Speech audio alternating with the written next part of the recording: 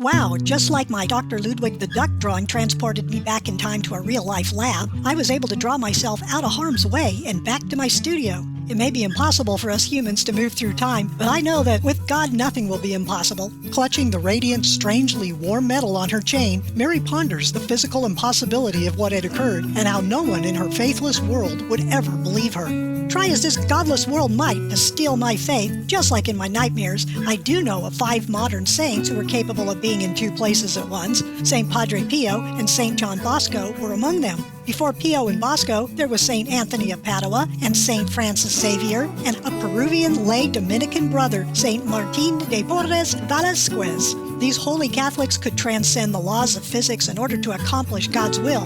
But me? I'm nobody, and not even a nun. Worse, I'm annoyingly feisty and a product of modernism. Heaven must be having to scrape the bottom of the barrel to so much as notice someone like me. Mary dusts off a Bible some handsome stranger had left her after repairing every broken thing in her studio, from plumbing to electrical problems. Refusing payment, he had told Mary that he worked for the church, but try as she might to find him, she was never able to.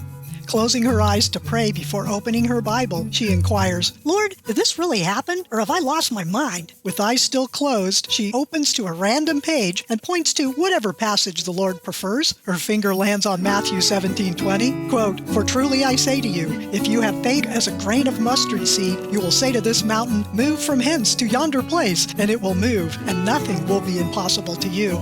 Okay, then instead of wasting the second half of my life like I did the first, kicking the tires, let's take my blazing new faith for a test drive. She recites the words, "Sacred Heart of Jesus, have mercy on me, a sinner. Immaculate Heart of Mary, pray for those who have recourse to thee." Mary lifts the metal, now hot to the touch, and presses it to her lips like a kiss. Setting aside her dad's childhood disappointment in his superheroes, a disillusionment that had carried on in her, Mary picks up her trusty pad with pencil and begins sketching her first childhood superheroes, the Holy Family.